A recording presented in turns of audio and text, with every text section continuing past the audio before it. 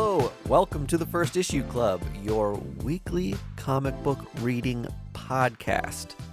Just guiding you through the muddy, murky waters of the comic book industry. And just like Sue Storm, we love a good read. You got to place the tagline in the right spot. Was that the wrong spot? I think it doesn't work there. Where do you think it works best? Right after First Issue Club podcast. Oh, I messed it up. The show where we love a good read. You see what I'm doing? I see. You try. Okay. Welcome to First Issue Club. We love reads.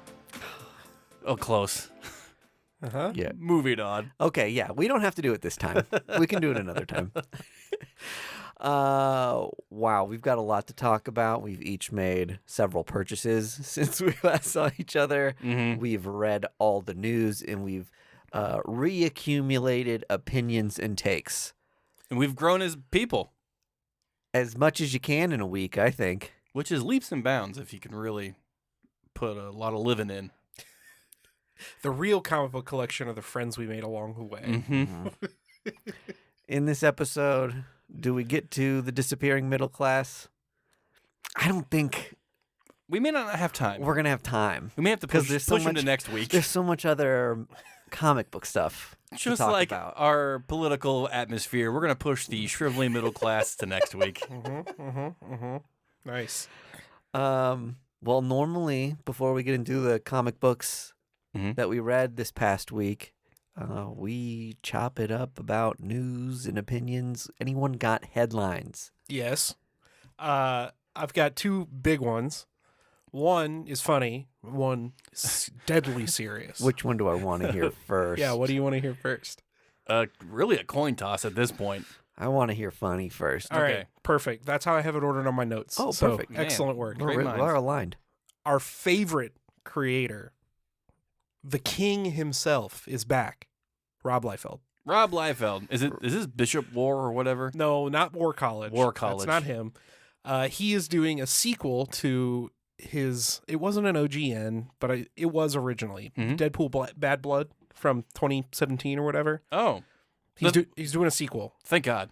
You'll never guess what it's called. Bad or blood? Good blood. You nailed it. It's, Oh. it's Deadpool Bad or Blood. That's funny. I can't wait till he rounds out the trilogy with Deadpool Baddest Blood. Deadpool, the most blood that is bad. And he's doing a series of Deadpool homage covers to celebrate Deadpool Battered Blood. You can see him, I'm sure, on Marvel's website. Yeah. But there's like a Secret Wars 7 homage where Deadpool is doing the pose that Spider-Man's doing. Oh. And there's, a Fantastic Four cover, and there's whatever. And he's drawing. And he's doing them. Yeah, So that's they interesting. look like how you think they look. Rob Feldian. Yep, Rob Feldian. I'm most excited about Batter Blood because we're getting all new, sure to be classic Marvel characters, courtesy of the king himself. Oh, new characters are going to be New introduced? characters. New character alert. Slap these bad boys. First appearance of Killville, Killville. Shatterstorm, Wait a minute. Oh, Shatterstar's brother? Or father. Yeah, it could be. and Arcada.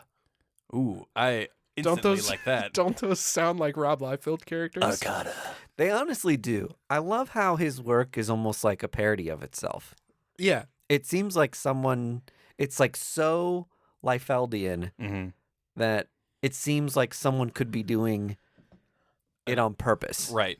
Do you think he just writes like kill, blood, storm, shatter on like slips of paper and Mhm. tosses them into a hat and just pulls out two? And he's like, blood shatter, new character. I think it's a mixture of that and like a Mad Lib he has created for himself. Oh, where yeah. He has Uh-huh. like a standard script where he has erased words. Yeah. And then like adjective, blood. bloody. Yeah. And that's how he writes his scripts. Yeah. Boobalicious. Oh, my favorite character in the Deadpool universe. Sorry, it would be Boob Storm. Yeah. Or Blood Boob. Boob Comet. Yeah. The last major character he created was like Major X, right? Yeah. The classic From, character. which Major we've X. seen multiple times since. Can't wait for that solo series. I loved Major X.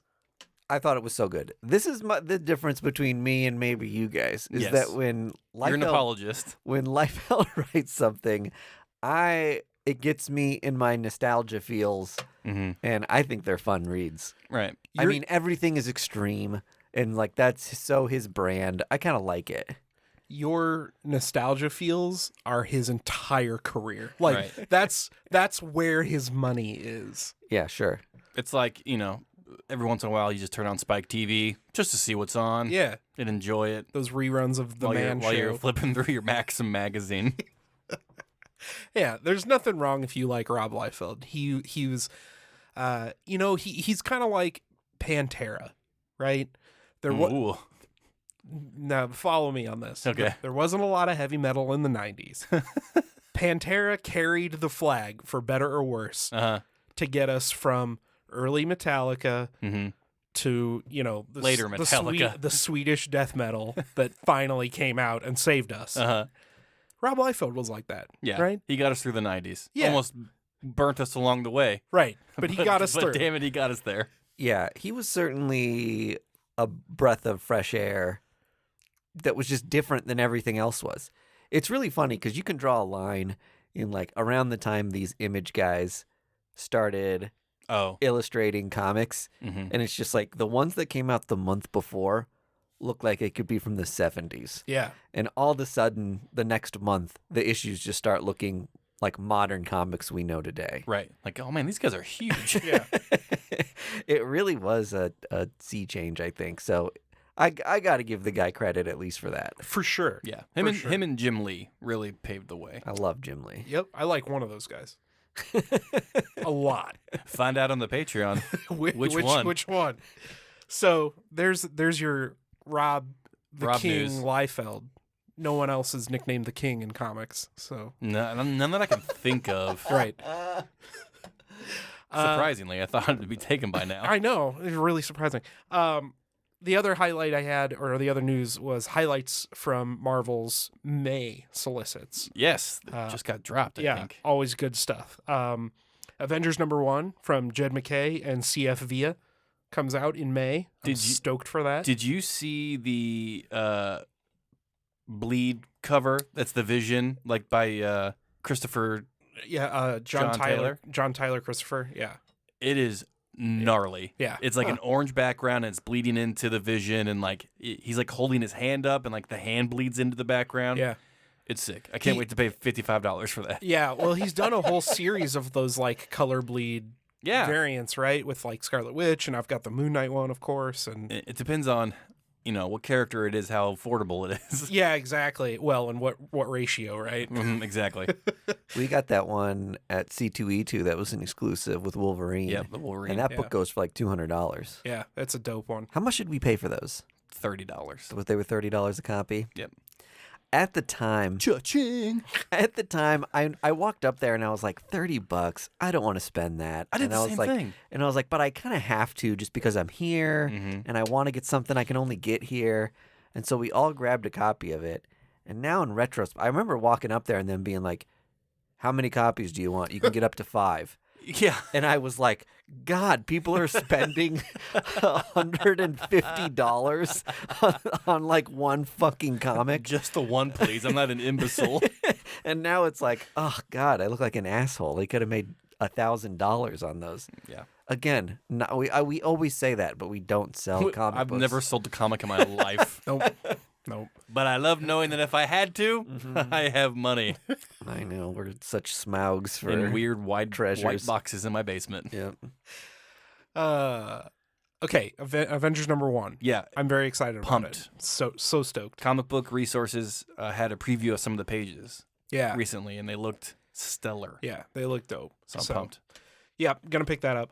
Another Edge of Spider-Verse series is starting with another #1. Yep. I'm kind of surprised about it. It's to coincide with the sequel of the movie. Yeah. Oh, I wonder if it's a movie standalone thing because It's not. It's a Marvel. It's a comics thing. It's a comics Yeah. thing. Got it. I was like, the thing they're doing right now, kind of seems like the end of the thing. Well, it's called End of Spider-Verse, right? Yeah. And I mean, it's really. I know a lot of things in comics are called like the last something or the end of something, and then they aren't really. Mm-hmm. This one kind of feels like I think Dan Slott's like, let's close this chapter. I think they're trying to burn off all the Yeah. loose ends here. right. And that's what I was thinking. This might just be like a collection of one-shots featuring different spider folks. I think it might be. You know, and it doesn't connect to anything. They're actually doing some corresponding variants across all their Marvel books during that event. And there's like a Beyonder Spider-Man, and a Thor, Storm Spider-Man, Ghost Rider. Ghost Rider one, and then there's a Colossus Spider-Man. That one looks dope. And it's wild looking. It looks like him mixed with Omega Red. Yeah. And like spider tentacles coming out of his metal back. It's sick looking. His webs are like metal tubes. Yeah. It looks dope. It's pretty nuts. So Yeah. excited for more Spider-Verse stuff. Yeah. I guess. Spider-Verse coming Not back. going anywhere. Mike, I thought you'd be interested. There's another Silk solo limited series coming out in May. Yeah. So, Silk Volume 8. yeah, I'm sure. Just keep it ongoing, Marvel. I What know. are you doing? It drives me nuts how many Silk #1s there have been. It's people like the character. It demands an ongoing series. I mean, they've probably done the math on this and have figured out that, like, yeah, it sells better when we do like 4 in a row and then call it quits for a minute. Of course. But I'm bummed that's one that can't get some steam rolling and just be ongoing. I am going to be excited in 2 years when I get to buy the Legacy 50 Silk issue, and it's in the middle of a stupid run. Yeah. And there's 80 covers. Yeah, and it's a $10 issue. Yeah, it's like and- super thick. It's like, oh my god, really 50? Yeah, like, Insane. Character's been around for 50 years and it's just on 50 issues. Black Widow's just like, I know your pain. Yeah, totally. God, it is insane how many legacy issues of Black Widow there are. Not many at all. No. I was gonna add something to that. Is Silk gonna be? Is Silk confirmed in that new Sony Spider-Verse movie? Not that I've seen. The animated or the Animated one. I haven't. I've seen Spider-Woman, but I haven't seen Silk. Okay. It would be foolish of them not to. But I don't know, because isn't Sony trying to do like a Spider-Girls movie? I think Oh, I didn't know that. Sony's been trying to do some like live action stuff. So I don't know if fuck it. I'm talking to my ass here. I don't know. Yeah. What their plan is. They did a Spider-Girls comic Mm-hmm. that I really liked. I've got like the connecting covers for it. Is I that think. the J. Scott Campbell thing? Yeah. Spider Women? Spider Women? Yeah. Yeah. No, there's Spider-Girls too. Was there There's Spider two Girls? Separate okay. things. Yeah. Okay. I didn't realize that. I got Spider Women because I've got that Yes. connecting cover. Yeah, those are rad. Yeah, they're dope. So Silk coming back. Carnage Reigns Alpha is a one shot, which I'm presuming will start or be at the beginning, towards the beginning of the Summer of Symbiotes. The death of the Venomverse. Nope, the start of the Extreme Oh, Venomverse. Christ alive. That's the next item on my bullet point list. Yuck. Extreme Venomverse. As opposed to the modest. The regular ass Venomverse we've been getting? Yeah, the regular one that Cullen Bunn wrote. Blase. I've got the connecting cover for that too, of course. Cullen. We did. Cut the shit with the verses, Marvel. Yeah. It's too much. Or expand it beyond Spider-Man. I'd read Thorverse. I want the Wolverine verse. Yeah, there you go. Wolverse. Nope. The funny thing is, like, I feel like they did the Gwenverse books as like A bit. to say like, man, it's so over the top now. Yeah. And then they did that Gwenverse thing, and it's like, can you do it seriously after you've done the bit about how overplayed it is? Mm-hmm. And then Marvel said, hold my beer. Yeah, exactly right. Ugh. Hey, they got Tim Seeley to write that Gwenverse one. It was Who great. the perfect person to write it. Yeah. Yeah. Well, actually, a little spoiler alert. I'm talking about Tim Seeley and a multiverse in the comic book I read later in the episode. Dope. So get ready. Good for you. Thanks, man. Yeah. A Storm limited series is coming in May. Yes, and this isn't tied to Sins of Sinister at all. Not that it looked like. I think it's just a mini about Storm. Yep. So- Archer did a variant for the first issue I saw, and it looks incredible. Yeah, I'm pretty stoked about that one. Peach Momoko's Demon Wars saga is coming to an end Mm-hmm. with Demon Wars Scarlet Sin. Are you guys reading Demon Wars. Yeah, it's so spaced out that I kind of lost track of the storyline. Yeah. I've got a big stack of it. Tons of variant covers. No. I haven't read any of it. I'm waiting for it to end. Of the Momokoverse? Yeah, and then I'll blast through it. Momokoverse. Edge of Momokoverse. Edge of Momoko. I'm going to be honest. I think it's great. It is such a... it's great. It really is a breath of fresh air as far as tone and like art style. And, kudos to Marvel for letting her kind of let loose and do her thing and not really restraining her at all with it. Yeah. It's cool. There's some creepy elements in there. I would buy them if they were silent comics, just because they're so different than anything else on the market. Mm-hmm. Yeah. They're just pretty to look at, but they do have great stories in them. So Yeah. really fun. And it's always fun to see like her interpretation of Marvel superheroes. And it's too, fantastic. Yeah. Yeah, I mean, that's why I got it. I knew it was going to be something I was interested in. But yeah, I think I read the first issue, and then it was like 4 months later, the next one came out, and I was like, I can't do that. Yeah. I'll just buy them. In between her 1,000 covers she has to do a month, she's somehow finishes a book. Yeah, exactly. So that's cool. The Groot limited series is coming out, the one that's going to reveal the origin of Groot. Yeah. So it's funny because they mentioned, like, this isn't Groot Fall. This isn't Guardians of the Galaxy. It's like, this is where Groot came from. Yeah. This is his planet before, like, an alien race came and, like, destroyed it. So it's interesting that we can see the influence of Marvel movies leak into comics now. Just people are just like, well, where did Groot come from? And Marvel executives are just like, we don't fucking know, actually. Because historically, the answer is Jack Kirby just put in a tree that looked like a dude, and some dude brought it back 40 years later. Right, like Planet X or something. That's where he came from. I think he honestly comes from Planet X. And it's one of those things where Planet X just gets used for like a million different things for some reason. It's like Acme and Looney Tunes. Yeah, It's exactly just like, right. It's the Acme placeholder. of planets, yes. Yeah. So Groot's coming. The cover that I'm definitely going to get is there's a spoof on the like creation of man or the evolution of man. Yes. Where it's like baby Groot and then adolescent Groot all the way up to like total grown up Groot. Yeah. And it looks so sick. It looks really, really rad. So definitely going to be picking that up. Assuming it's not a, 1 in 45,000 variant. We'll see. I wish they would do one in a million variant and the cover is like a piece of bark. Oh, dude. like it's just like one of them's like a massive like a log. book. Or it's like literally just like a slice of like a veneer. You know, like that you would get for a table, and they just put that as the cover.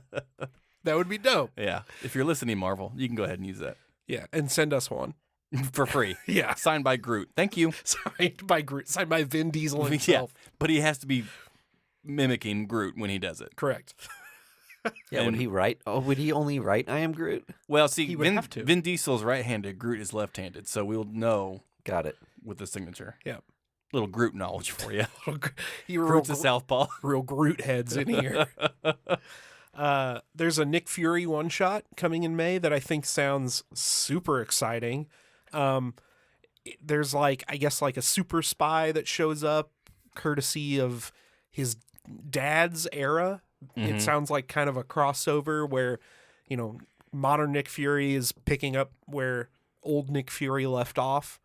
So there might be some kind of like flashbackery between the two eras. It's $7.99, kind of a that's a one-shot price. Mid-range it's not a $10 comic. I'm hoping we get, 64 pages of spy style goodness. I'm kind of hoping that with the popularity of Skrulls, was that the Secret Invasion? Secret Invasion. Yeah. That espionage will be cool again in Marvel Comics. Oh, buddy. Because I really do think like a Nick Fury espionage, whodunit, Maltese Falcon book would really do well. Yeah.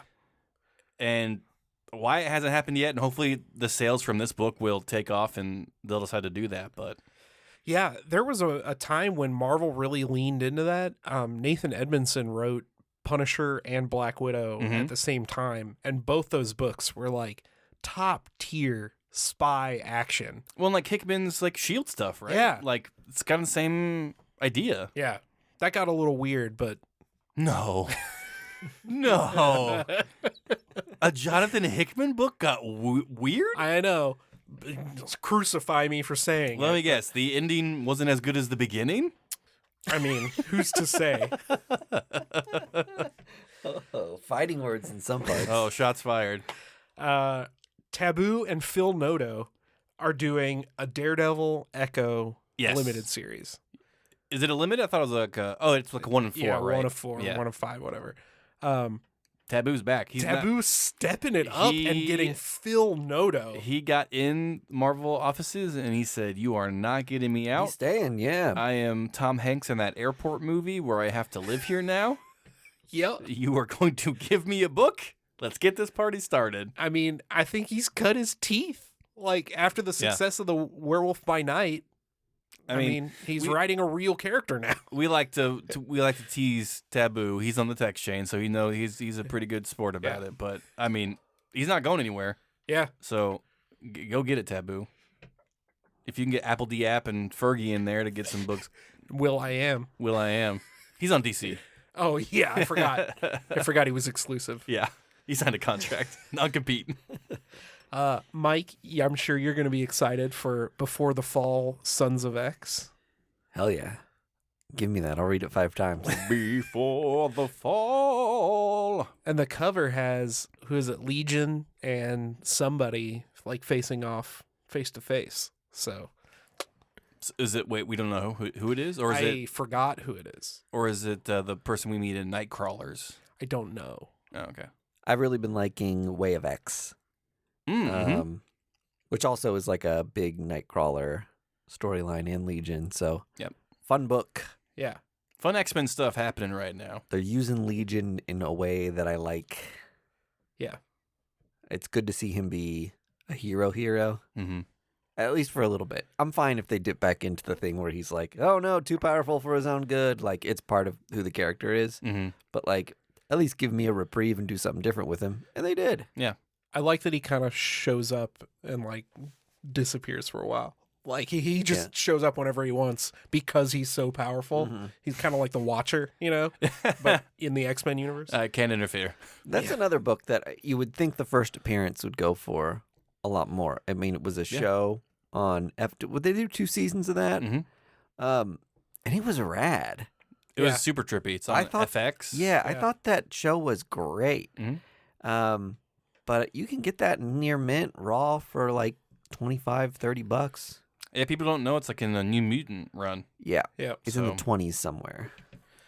And the last highlight I have from the May solicits for Marvel are that Hulk annual from David Pepos that Greg talked about a couple episodes ago. Super pumped for that. Yeah.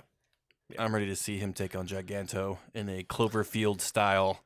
Yeah. Slugfest. Oh, yeah, that's right. Yeah. Super dope.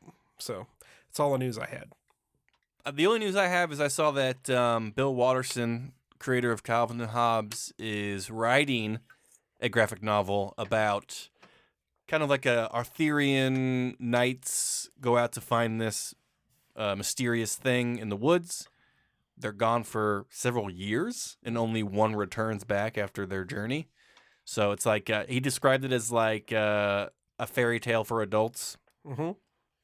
So he didn't draw it, which is That's what I was just about kind to of a ask. bummer. He got this artist who does like kind of more caricature work. His stuff's been featured in like the New York Times and stuff. So, you know, I think a lot of people who have nostalgia for Bill Watterson are going to be thrown off by this. They're gonna lead with Bill Watterson's back, and people are gonna be like, "Oh, cool, Calvin and Hobbes shit," and it's like not going to be that at all. Yeah. The art looked really like Bernie Wrightson to me. 100%. Like pretty horror leaning, Mm-hmm. black and white, gruesome. Yeah, eerie Yeah, kind of. Ooh. You Bill. think you're getting a story about knights, but you're getting a story about growing older and coming to terms with mortality. I'm Bill Watterson. And in the end of the book, it's a T-Rex flying a jet plane. Uh-huh. That's how he ends this book. That's how. Yeah, it was all a dream that Calvin's having. Yeah, in a snow globe. Yeah. He's in an institution now. God. He was a serial killer. His name was Hobbs. Jesus. He left a tiger stripe on everyone. I had a more of a topic than a news hit, but I got 4 packages of random things I'd ordered from eBay and some other online retailers for back issues. And across those packages, I got about maybe 4 or 5 free comics that someone just threw in with the other books. Mm-hmm. This is starting to become almost a standard thing. Freebies? Freebies in your like eBay purchases. I know this has happened for both of you guys. Yes. Yeah. That's you buy a book and someone maybe just sandwiches it between a couple dollar books from their collection and they're just like, enjoy the other comics. Mm-hmm. Or someone throws in stuff and says, write you a nice little note and says, thought you might like this. Today, one of my packages had a handful of Marvel stickers in it and had one bonus comic book in it and a little note from a guy. One of the issues that I got from Shortboxed actually had 3 free comics in it in a separate little package. That's like, this was a slab, right? There's no like, there's no utility to putting in other comics to say like, we're going to keep your other comics safer by sandwiching it with some freebies. Yeah. It was just like a fun add-on. Yeah. It's a way to get you back. And little things like that really make me think like, man, what a fun little community to be part of. Yeah. Yeah.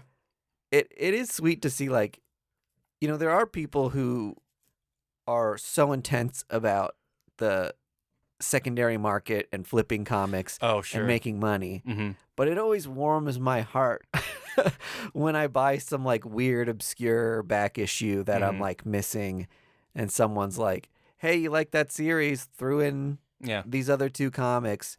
I had a couple moments today when I was opening those where I was just like, man, I like being part of this community. Comics rule. Yeah. Like with any community, there's so many negatives in anything when you really get into the nitty gritty of it, or you've been in a hobby too long. Some of those things can seem like they're outweighing the positives, but right.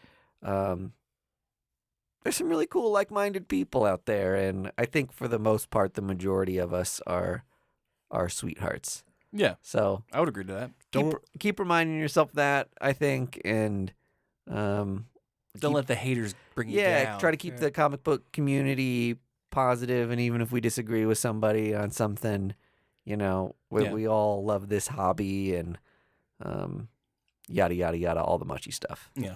Hugs and kisses. Don't let the Club. speculators really bring you down. Don't let them jade and you. that's what it is. Like, no speculator is going to be like, well, I don't want to give away this book for free. What if something that happens in this I can sell for $20? Yeah. And it's like, it's not. This has a first appearance of Shatterboob. I can't give this away. Not again. Got burned in the 90s.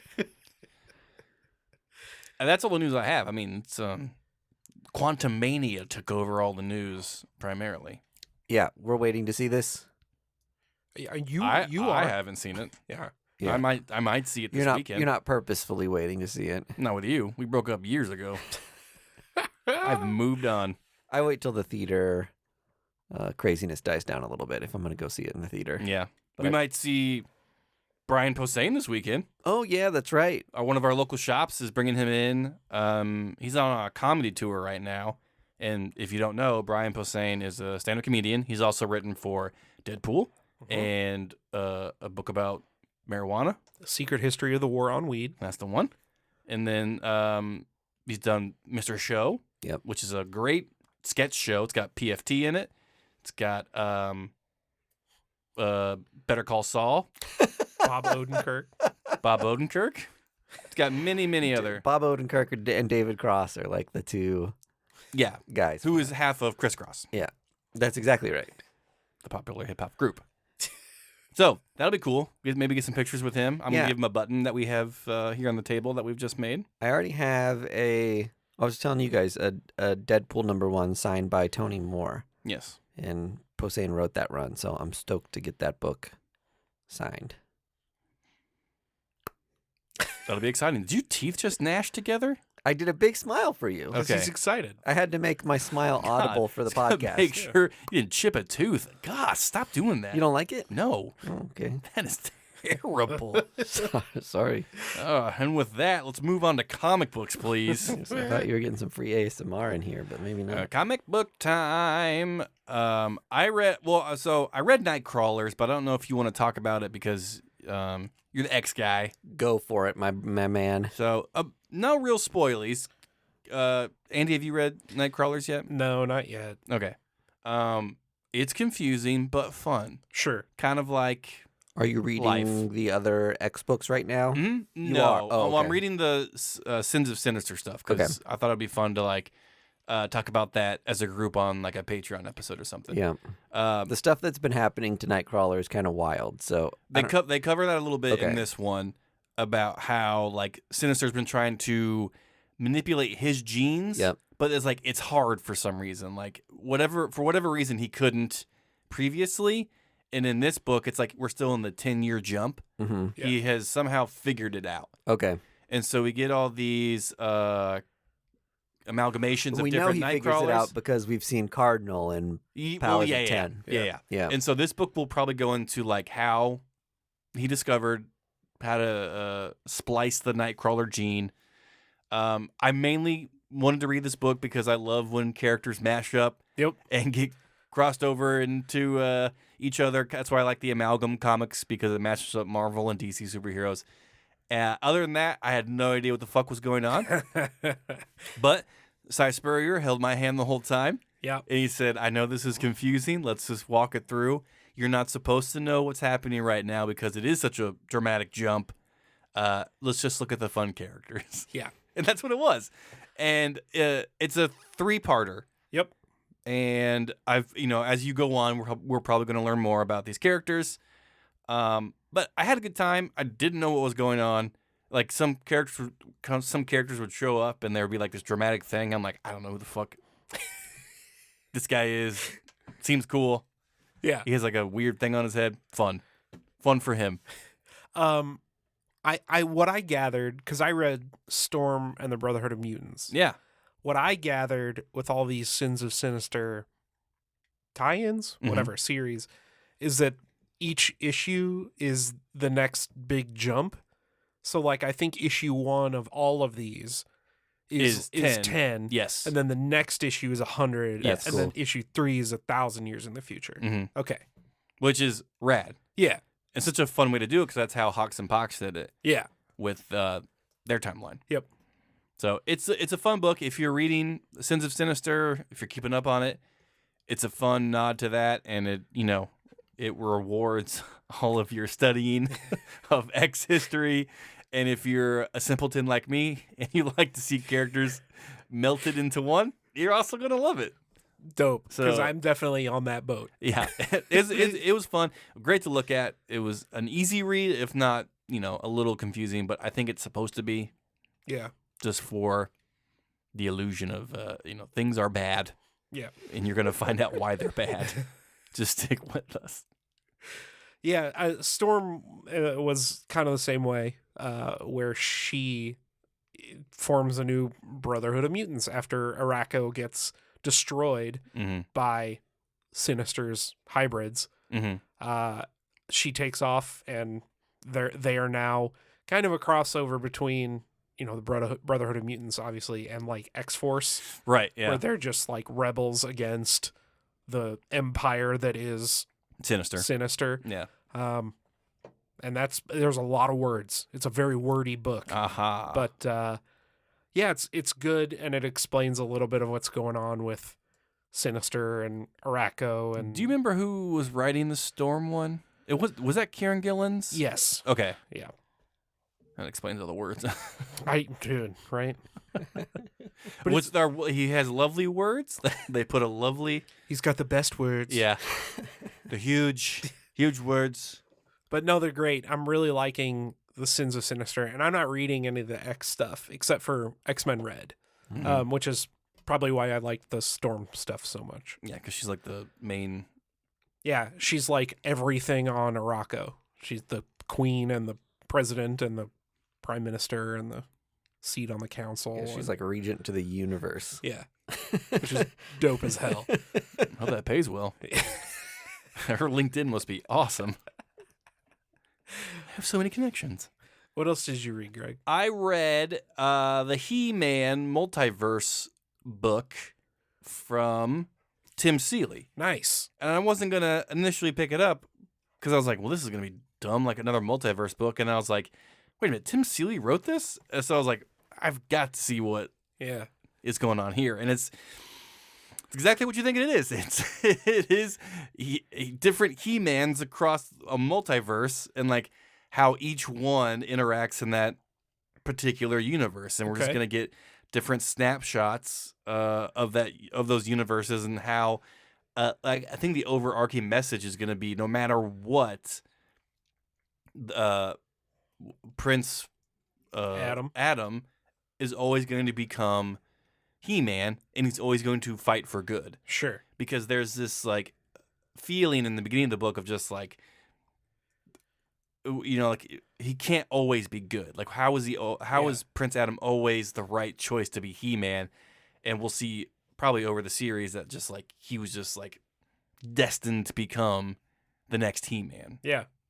That's cool. Because I think what I picked up initially was like He-Man is a lot like a mantle, like Thor is. Sure. You become He-Man when you activate the sword and the power of Grayskull. Yeah. And so like so logic dictates there have been previous He-Man. He-Men, Sure. which is crazy to think about. Yeah. I never really kind of wrapped my mind around that. I've always thought that Prince Adam was the if de facto only He-Man. Yeah. But it's like Thor, where like Odin was the protector Mhm. before Thor was. Yeah. Odinson. Odin's son, yes. So there was some sort of, if not He-Man, some protector of Grayskull Uh-huh. before. Yeah. Which is cool. Who But knew? like so like it reads like an anthology, or I guess it reads like a Spider-Verse book. Each story has a different artist Cool. attached to but Tim Seeley's written the whole thing. Yeah. That's awesome. So if you're a fan of He-Man, you're really gonna love this book because it like really goes through the history and different styles of He-Man. Sure. So And there's so many He-Men in that book. so there's like you're- hundreds. If you're a fan of He-Man, there's no book that has more He-Men in it. There's a heaping amount of He-Man. Ugh, I don't like the way you said that. He-Man? Heman. Ugh. I'm not even gonna pretend to be interested in that book. There's no way it's getting a lick of my time. I will say this: I respect what it's doing. Sure. It's not my cup of tea. Yeah. It read really well. Sure. As a non-He-Man fan, I was like, "This is pretty badass." I think they're called He-Fans. They're he fanatics. He maniacs. That's what staring right in the face. Yeah. Yeah, I mean, like this is for He-Man fans. This isn't for newer fans. Sure. So I don't know. It was Cool. cool. Tim Seeley did a great job. Yep, always does. Yeah. I love Tim Seeley. He's a dear friend. A friend of the show, Tim Seeley. Just of me. Oh, a friend of Greg. Yeah. Tim Seeley. So I somehow missed reading Danger Street, and I always order Oh, sick. Yeah. the Tom King DC Black Label stuff. Mhm. And so I finally got my hands on it in the second issue, and I read the first issue twice. I really enjoyed it. I guess the elevator pitch for that would be you've got some like B-lister heroes who want to join the Justice League, Mhm. and so they try to pull off this stunt to like prove their worthiness because they're like it'll be a slam dunk to get in if we can like. Yeah. Aren't they the Dingbats or whatever? Is that a team name that I wasn't familiar with? Well, I thought Danger Street was like referencing like books from like the 70s from like the first issue special. Oh, maybe this might be some DC nerd stuff that is too deep for me to comprehend. Explain to me, because I don't know. Because like Manhunter was in there, and Lady Cop. Yeah, Lady Cop is in it. And then a Jack Kirby book called The Dingbats, which is basically just like Fat Albert in the DC universe. And so they've kind of got this group of little kids Yeah. Mhm. in this book that are kind of placeholders for them. Okay, I didn't realize that. Yeah, and then one. So Danger Street was a series of books? No, so Danger Street is something new. Yeah. That's the name of the new book. Okay. But like, They took all these like basically one-shot characters mhm. and Tom King has crammed them all into this story. Yeah. Okay. Like the Leaper made their first I'm glad appearance. I brought this up because I never would have known this. Yeah. There's some cool shit in there. Yeah. It's very Grant Morrison. I know It we re- were just talking about Grant Morrison, but like recycling old one-off characters from Yeah. the 70s. I love hearing. I think this is like super cool to hear about how big of a nerd the people you love to read are. It reminds you that you're not as big of a nerd as you thought you were Yeah. to hear something like this happen. Well, Tom King's like, yeah, step aside. If you had the entire DC library at your fingertips, Yeah. you probably could dig up some weird characters too. He strikes me as the sort of guy who could just like sit for a week and read. Oh, for sure. Yeah. Somehow Be fine. not have a sore butt after all that sitting. Maybe he walks on a treadmill while he's reading. I don't know. A Pelotonic. Reads his old issues of Lady Cop and Green Team. But I mean, it was so cool. It started as like a goofball like action adventure, Mm-hmm. and then it takes like a hard right turn into like a detective kind of story. Good-willed people do something bad on accident, and now they're on the run. I can't wait to see where it goes. Like I said, I rarely read floppies twice before I bag them. And this was one of them that I was just like, oh, I just need to give that one more pass because I want all the details because there's so many characters and so many things going on. Certified reread. Yeah. That's right, homie. There's another book that I was asking Andy if we covered it because once I started reading it, it sounded familiar. All right, hit me. It is called, and I scroll, Boop. Blood Tree. Blood Tree. I knew we hadn't No. talked about this. What's it published on? Image.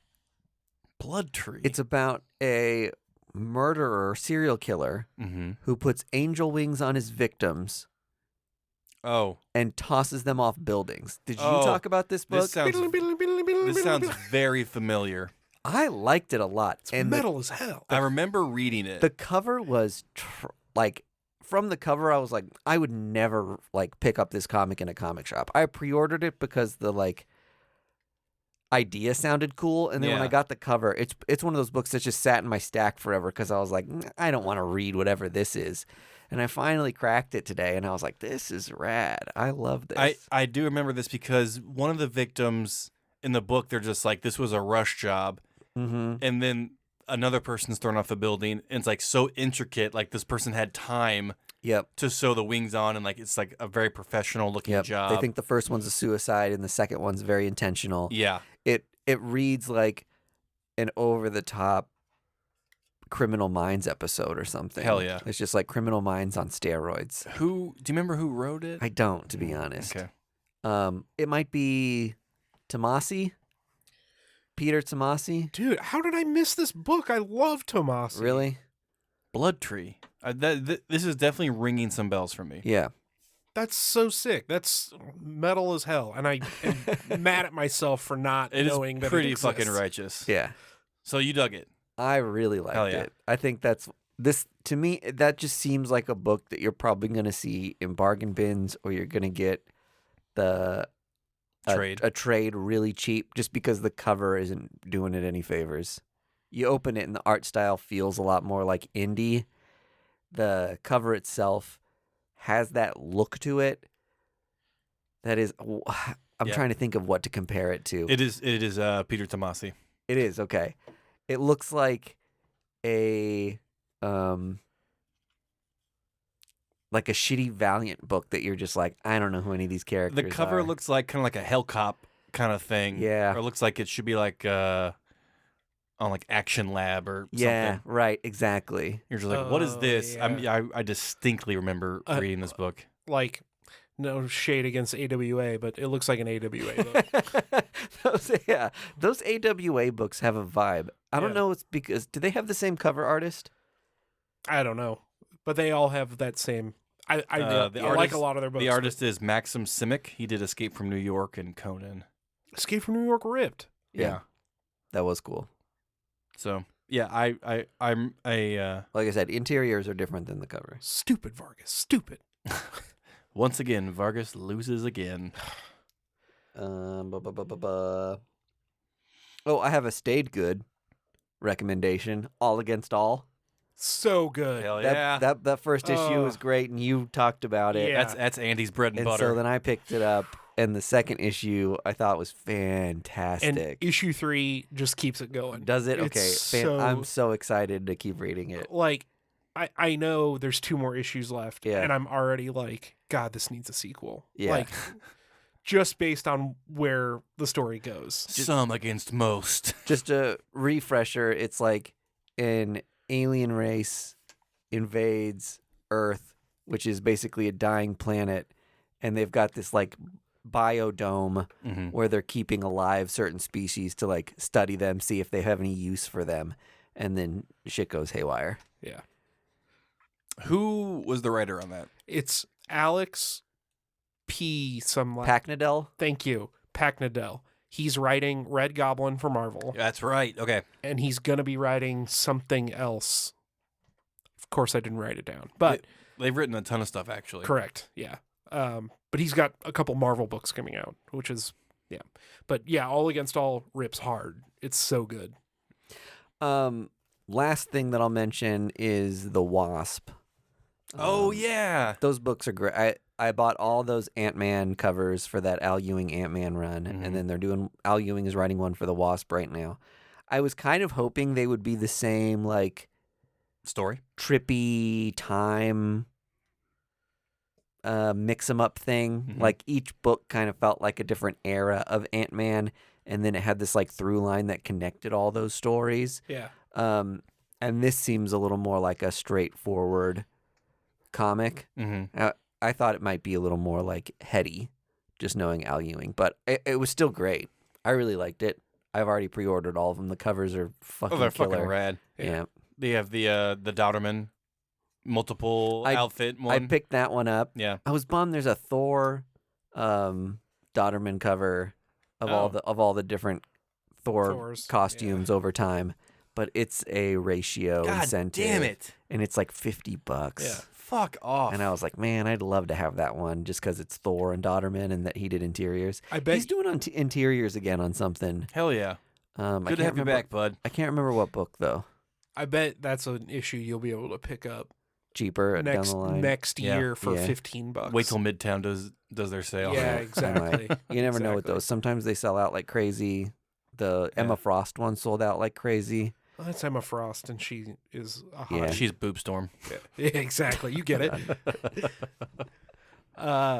So I didn't read anything new that we haven't talked about, Uh, but I did read Harrower, and Oh, did you like it? I can confirm everything Greg said in the last episode. Totally true. it's so fucking awesome. it's so good, and I'm really glad you didn't talk about the ending right. because that was great. I didn't. twist. It's a great twist. We got Shyamalan. Yeah, we did. Well, and it was great. Like I didn't see it coming, and it was very entertaining. It was I'm incredible. Totally sold. The scene in the beginning where the son walks in on the dad who has been killed, Yeah, but has been like nailed to the wall. Holy crap. yeah, I saw that and I was like, okay, we are in for a ride, Yeah. folks. Let's go. yeah. That book's really good. I really want the Virgin variant cover too, because it's so like Mhm. 80s VHS box art Yeah. with the like killer hovering in the background over the teens and There, like I think issue 2 or 3, one of the covers is like a party is happening in a house, yeah, and the Harrower's just like walking down the stairs, just so like good. like Mike Myers would in like any movie, just like, all right, I'm here to kill you all. That's awesome. Yeah, Harrower's great. I'm totally sold on the mythology and the story they're telling and the Hell yeah, it's gonna be art, dope. the violence, all of it is so great. So, other than that, I read Storm that I talked Storm, yeah. I read another book on Image that came out today. It's called like The Last Barbarian or The Last Barbarians. It's like a D&D heavy book. Like if you're into like fantasy D&D stuff, I can't think of the creators off the top of my head. I apologize. But you know, it was fun. Are you gonna go see that movie, the Dungeons and Dragons movie? Fuck yes. Yeah. You are. It looks really good. And Yeah. I've played Dungeons and Dragons for years. And to see that stuff on film and Yeah. having the trailer be as great as it was, I was like, okay, these people get it Yeah. and get the goof of what D&D is. Mm-hmm. And Well, I mean, I was sold when they delayed the movie by a month because you can't. that's how you play That's D&D. how you play D&D. Yeah. Step one, nobody gets together. That's Yeah, really you make a funny. plan and then have to cancel it day of Yeah. Yeah, and push it back a month. Yeah, exactly. they're really staying true to the property. Yeah. Yeah. And in the trailer, they jump into one of those gelatinous cubes. Oh, yeah. And if you don't play D&D, you're just like, God damn, that is hilarious that Yeah. they did that. Yeah. All my D&D heads, you know what I'm talking about. Gelatinous cubes. Anybody? Anyone, huh? I really want to get. Okay, so this is the last thing I'll say, I promise. Because About? we're going off the rails. Okay. They make a gelatinous cube toy for this movie. What? Yeah, and it is a empty cube that you can basically put any like Hasbro 3.5-inch action figure inside of Whoa. and have it be like suspended inside the cube. That's cool. So you can put Captain America in there if he's been naughty, or you can put you can Naughty Captain America, go in the cube. You've been bad. buy you go in the cube. Now give me your shield. That's also a record, I think. Yeah, so I really want to get that gelatinous cube and put my various figures You're- of action in there. Because they're not toys. They're action figures. They're collectibles, Mom. They go in the cube, Act up and you'll be in the cube. mother. Oh, man. What a good time we've had talking to you guys about comic books. Mhm. Some delicious picks of the week for you to go to your local comic book shop and to pick up and to support them because God knows they need it. Because running the business is hard, folks. Inventory, spreadsheets, making sure that the till comes out at the end of the day. It's hard. It's hard to keep the lights on. So that's why we need you to go out there and spend your hard-earned rubles and go buy some comic books. My rubles are disappearing just like the middle class. Oh, we got it in. We don't have time. Oh, Bye. well. First Issue Club is edited and produced by Mike DeStacy, Greg Lichtag, and Andy Vargas. Follow us on social media at First Issue Club, and check out our Patreon for videos, audio, and more at patreon.com/firstissueclub.